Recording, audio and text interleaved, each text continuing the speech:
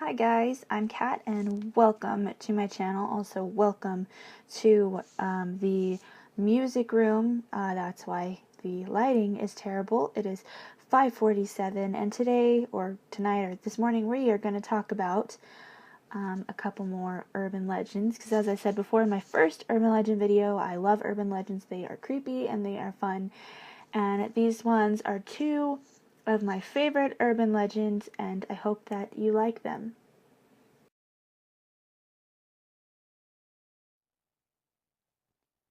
A 15-year-old girl was babysitting her little sister while her parents went out to a party. She sent her sister off to bed around 9:30 while she stayed up to watch her favorite TV show. She sat in her recliner with a blanket and watched until it went off at around 10:30. After it went off, she turned around in her seat to face the big glass door and watch the snow fall. She sat there for about 5 minutes or so when she noticed a strange man walking toward the glass from outside. She sat there staring as he stared at her back. He started to pull a shiny object out from his coat. Thinking it was a knife, she immediately pulled the covers over her head. After about 10 minutes, she removed the covers and saw that he was gone. She then called 911 and they rushed over. They examined outside for any footprints in the snow, but there was none to be found. Two cops walked into her house to tell her the bad news, and they noticed a trail of big, wet footprints leading up to the chair where she was sitting.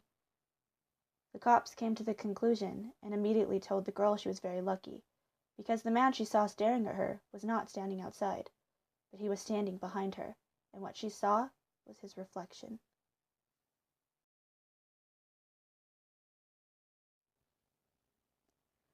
A newlywed couple, Nathan and Heather, were driving up the Northern California coast to spend their dream honeymoon in a quaint bed and breakfast with a seaside view.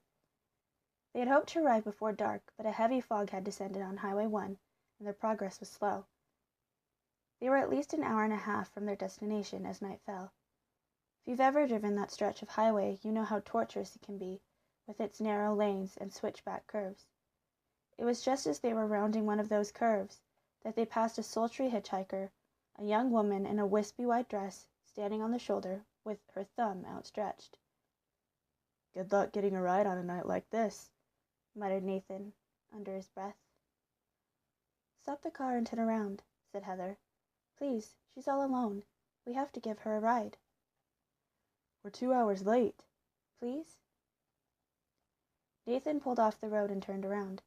As they approached the girl from the opposite direction, they could see her dress was in tatters, her face was pale and gaunt. "Can we give you a ride?" Heather asked as they pulled up beside her. "Oh, thank you," said the woman, who appeared to be in her late teens or early 20s. "I have to get home. My parents will be worried sick." "Where do you live?" asked Nathan. "Just down the road. About 10 minutes," she said, climbing into the back seat. "There's an intersection with an abandoned gas station across from there. It's a white house with a rose garden. They're waiting for me." As they made their way north again, Heather attempted to make conversation, but the girl fell silent and slumped in the back seat, apparently asleep. About after 15 minutes, Nathan spotted a dilapidated service station. "Is that it?" he asked.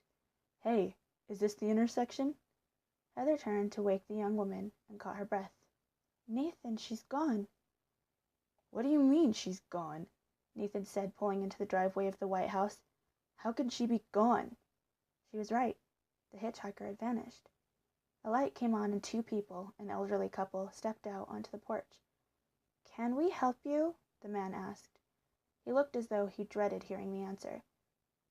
"I don't know," Nathan began. "We were driving, and we picked up this hitchhiker, a girl." "And she gave you this address?" said the man. "And asked you to bring her home?" "Yes," said Heather. "And then she was gone." Heather nodded. "You aren't crazy," the man said. "And you're not the first.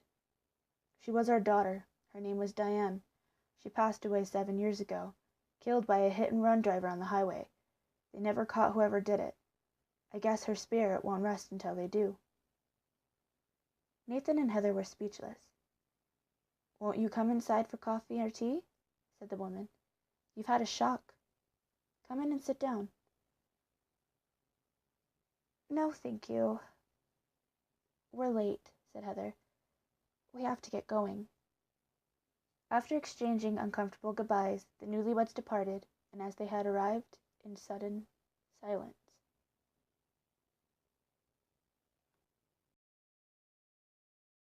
There you go. Those are two of my favorite urban legends. I think they're creepy and weird, especially the first one. Just the thought of the fact that he was behind her and could have killed her at any second just creeps me out and freaks me out really bad. And, you know, a lot of what the second story teaches me is don't pick up hitchhikers, you know. But I hope that you liked it. I tried something a little bit different and reading it differently. And I'm going to be honest, I got a little inspired by Corpse Husband because he's one of my favorite YouTube channels. So yeah, it's not very good. I'm still learning, but you know, there's always room for error. But I hope you liked it. And if you did, go ahead and give it a thumbs up. And if you like the way I do the videos where it's just me talking to the camera or this way, then go ahead and tell me and hit that like button. And if you'd like to see more videos like this, hit that subscribe button. You can hang out with me and we can talk about creepy things and other random stuff that I talk about. And I hope that you have a wonderful day and a beautiful night. And this is Kat signing off. Bye.